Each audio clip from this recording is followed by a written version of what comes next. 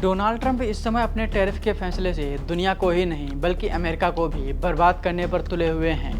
आज अमेरिका अपने हथियारों के दम पर ही सुपर पावर बना बैठा है और ये हथियार अमेरिका की डिफेंस कंपनियां बना कर दे रही हैं, जिसकी दुनिया में बहुत ज़्यादा डिमांड है।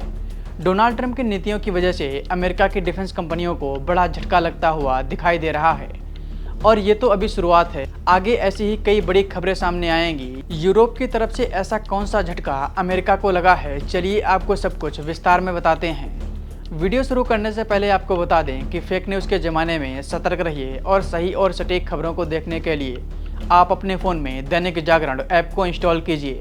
यहाँ आपको सही और सटीक खबरें मिलेंगी। इसके साथ ही आप दैनिक जागरण के इस पेज को भी लाइक और सब्सक्राइब करें।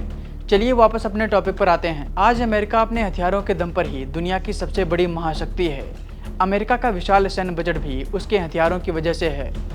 अमेरिका जो अपने हथियार दुनिया में बेचता है, उससे अमेरिका को बिलियंस ऑफ डॉलर का फायदा होता है। लेकिन अब डोनाल्ड ट्रंप की नीतियों की वजह से अमेरिका की डिफेंस कंपनियों को बड़ा झटका लगता हुआ दिखाई दे रहा है। अमेरिका ने भारत सहित पूरी दुनिया पर हैवी टैरिफ लगा रखे हैं, जिसकी वजह से अब अमेरिकन हथियारों का पूरी दुनिया में बायकॉट शुरू हो गया है। स्पेन और स्विट्जरलैंड ने अमेरिका के 5वीं पीढ़ी के लड़ाकू विमान F-35 खरीदने से साफ इनकार कर दिया। दोनों देशों ने इसके बजाय यूरोपीय विकल्पों पर भरोसा जताते हुए अपनी रक्षा रणनीति को नई दिशा दी है। स्पेन अपने एयरक्राफ्ट कैरियर के लिए F-35 भी खरीद रहा था, लेकिन अब उसने इस डील को कैंसिल कर दिया है। बताया जा रहा है कि अब स्पेन ब्रिटेन से 25 नए यूरो फाइटर टाइफून खरीदेगा। वहीं स्विट्जरलैंड की बात की जाए तो वहां पर 2022 में जनमत संग्रह कराकर 36 F-35A विमानों की खरीद को मंजूरी दी गई थी, जिसकी कीमत लगभग 6 अरब स्विस फ्रैंक थी। लेकिन 2023 के अंत तक हालात बदलने लगे। अमेरिका ने स्विस अधिकारियों को गुप्त ब्रीफिंग में बताया कि कॉन्ट्रैक्ट पूरी तरह से फिक्स नहीं है और महंगाई व सामग्री लागत बढ़ने पर कीमतें 650 मिलियन फ्रैंक या उससे ज़्यादा बढ़ सकती हैं। इसके बाद अमेरिका ने स्विट्जरलैंड पर नए टैरिफ भी लगा दिए।